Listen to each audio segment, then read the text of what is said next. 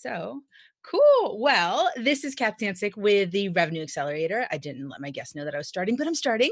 And it's all in 9 minutes. It's about 5 questions in 9 minutes where entrepreneurs making over six figures share what's working and really what's not. And because, well, people will pay attention for about 9 minutes. So let's just jump right in.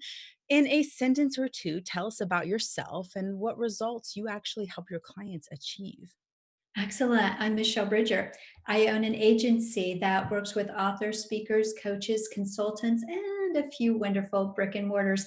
And we work with ROI first strategies to scale their Facebook ads. So, a Mm. couple examples, real quick, is that example would be Krista Mayshore. We brought her in 2.8 million in 6 months. And for Allison Prince, we brought her in over 4.2 million in 19 months. Awesome. I mean, there's not a lot of times people can throw the M word into their results. So I am always very pleased with being able to share those kind of strategies and those results with my audience. Share with us what you love about what you do, because you have a very unique purpose and mission. And I love it. And I want everyone else to hear about it too. So I love working with my clients. So we're very selective in who we take on.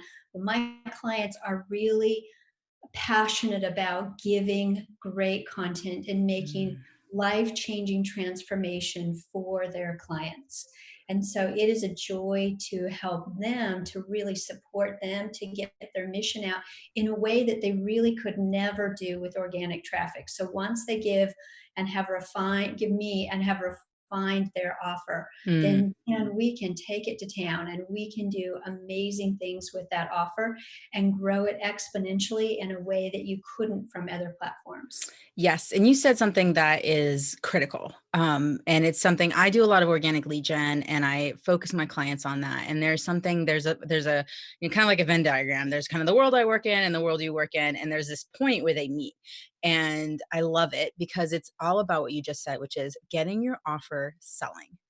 A lot of people don't understand that that is actually the first thing you need to do. It's not about going and throwing money, quote unquote, at Facebook ads, because Facebook ads can be good, but it only really works when you've got something that already works. Would you agree with that? Oh, 100%. Yes, too often people go to Facebook ads too quickly Mm. without having really tested their offer. And that's where, when Facebook ads fail, it's almost always because of the offer. Oof. So tell me what people need to look at. Like, what do they need to have in place to kind of be ready to work with you? Mm. So to test it to their warm audiences, that um, they know that their title is strong. They know that their sales page is converting, that their Mm. landing page is converting at around 28% or above. That they know their numbers. They know what their margins are that they have. So then when they come to me, then I can look at their numbers with them and we can really then accelerate what they already have in place. Oof, I love that. Yeah, because it's not about saying, okay, I've got about $5,000 left to my name. And so I'm going to put it in Facebook ads because that $5,000 is going to make me $50,000 and then I'll be able to pay my mortgage. it's a, I Mhm. love how specific you are with your numbers and you track everything. When Okay. did you come to a place where you realized that it was so important to track things? Well, really, it was from the beginning.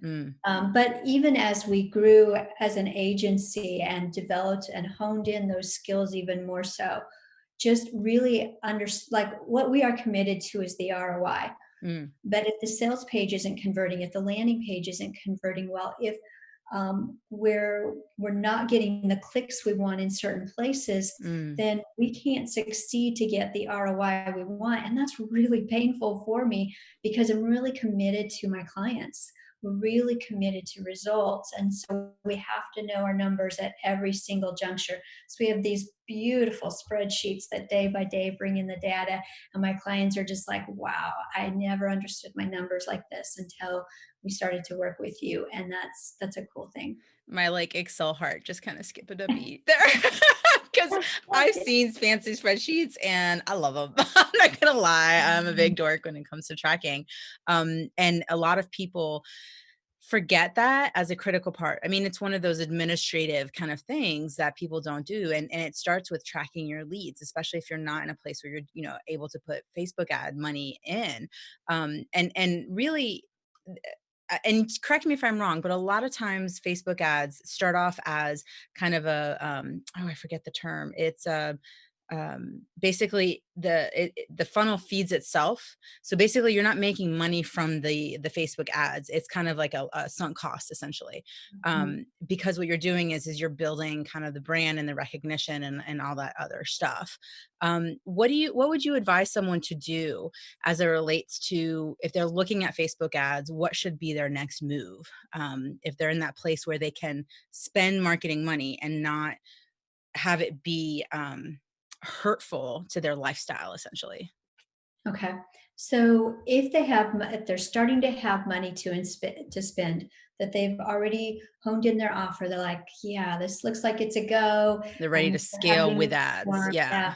So if you have just a little bit and you want to dip your toe in the water, the place to dip that toe in is with retargeting ads. Mm, So we did that for an e-commerce business just a few weeks ago, and she didn't have a lot of money to invest. They're a nonprofit, but we were able to get those retargeting ads set up, and they were at 4.75 on return on investment. So that's mm, bringing her in money and she's not sending out ads for cold traffic. And so yeah. that's a great way to start to dip your toe in and recoup what your investment. Th- So that's a great place. Also, if you have a strong lead magnet, you can just be bringing people onto the list and then convert them onto your list. So a lot of my clients do that before they really start to do like the webinar ads, which mm, are much more expensive to do. mm. Especially in the coaching and consulting world, Mhm. webinars are something that are a high cost per click, and it takes a while for them to convert into actual paying clients. And that's why it's not just the webinar. You have to have all these players in place. You have to put the chessboard together. And a lot of people look at business like checkers, right? Where it's just like we're just going to go one move at a time versus a chess game where you're having different people on your team, right? Who have different roles and responsibilities who can only move in certain ways, move towards a certain goal. And you have to kind of think that 7 steps ahead and the strategy. I'm just nerding out. I'm really cool. Oh, I love that word picture. That is a great word picture. I haven't heard it Mm, put like that. yeah. So, what marketing strategies are you seeing out there that people are just constantly sharing that you're like, no, that doesn't work, that you maybe have experienced yourself or that you see a lot of maybe your clients fall for? That if you could be like, don't do this, what would those strategies or a particular strategy be? Well, one is that I would say two things. One is the dollar a day strategy. So you had Yeah. mentioned that a little bit ago, but it just that dollar a day where you just creep in, or even $5 a day. If you're thinking, well, I'm just going to dip my toe in like that, you're Mm. not buying data fast enough to get results back Mm. fast enough so that you can analyze and make the changes.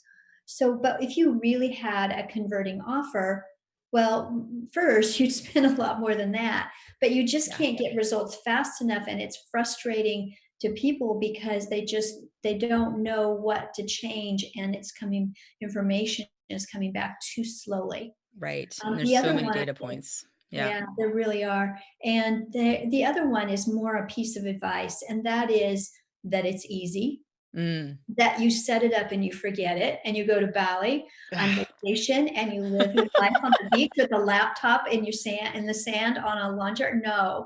No, my clients who are making those big dollars, they are on it. We Mm. are meeting with them. We're brainstorming continually of, hey, what if we come at it from this angle?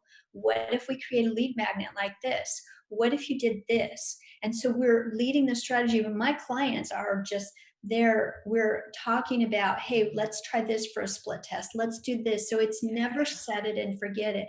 Funnels take constant changing and testing because the market is changing.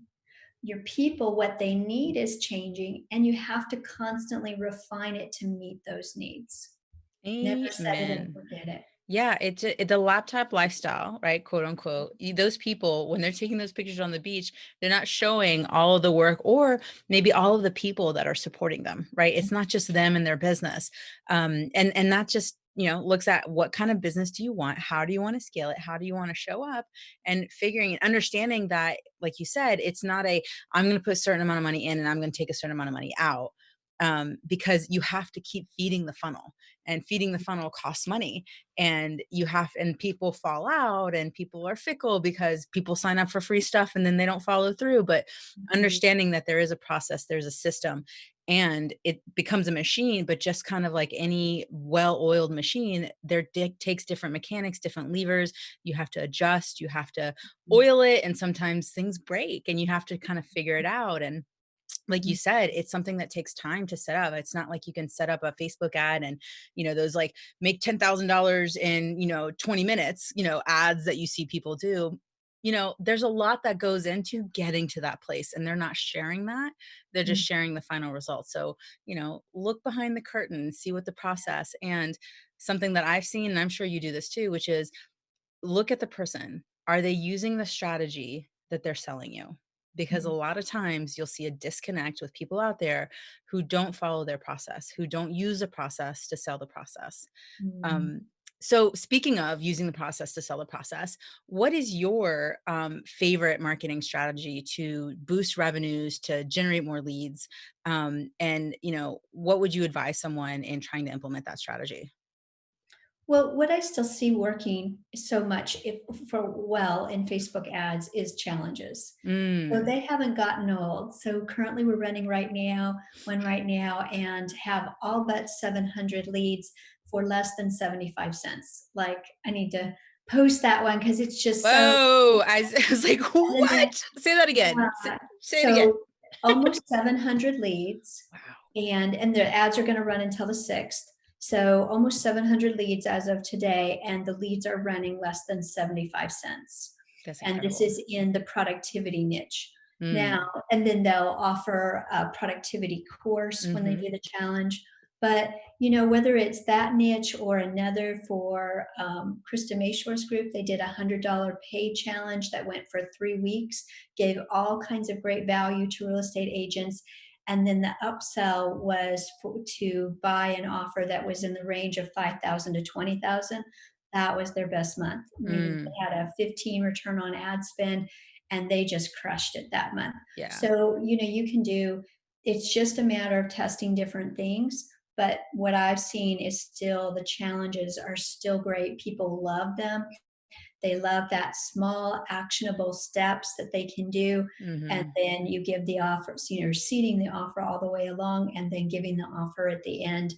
And they still work. And I still really highly suggest them. Yeah, that's incredible. And you guys need to pause this, go back a few steps and re-listen, because Michelle just dropped in some serious nuggets as to how to run a successful challenge and alternatives, which is also what I don't see a lot of people doing still, is charging for the challenge, because the quality of person that lead then becomes is much higher because they've already invested. Even it's a small dollar amount, it doesn't matter. Just the fact that they were willing to exchange their money and their time then qualifies them. So those are those qualifying components that you guys can be looking into and looking at, as how to be able to leverage that into your process to help generate, because that person was charging a $5 to $20,000 program, not just a 597. So charging $100 was just a, significant, like very small percentage of what they were going to upsell them. But the quality of the person that ended up completing that challenge after paying $100,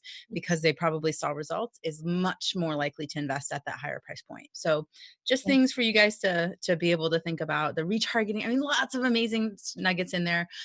Michelle, if you had one piece of advice to share with people on their entrepreneurial journey, whether they're starting out, they're at multiple six figures, or heading towards that seven-figure mark and above and beyond, what would be that thing that you would want to share with them? I think it's just the grit. It is Mm, just that you just keep swinging the bat. So no matter what stage that you're at, it's always going to take testing and refining and figuring it out, relearning a lesson that you thought you had already, whatever it is. You just got to keep swinging the bat and keep after it. And you just keep making those incremental and sometimes fast Yep. steps forward. And sometimes you take a step back, but you just keep swinging the bat. I mean, and that is, whether you're online, offline, using technology or not, I think that that advice there withstands the test of time no matter what's going on in the world. Thank you, Michelle, so much for joining us. How can people learn more about you and what you do and, hear more about your amazing knowledge? Oh, absolutely. So they can visit my website at michellebridger.com. Michelle has two L's, michellebridger.com. And you can jump in and join my list and also get a free gift of the Facebook core assessment at michellesfreegift.com. Michellesfreegift.com. Perfect. I'll put that in the show notes for you guys to be able to leverage. Go get that now. I know that it's high value. So, Michelle always puts her A game at every single opportunity. So, make sure to check it out and see you guys next time on the next episode. Thanks so much for joining me. My pleasure.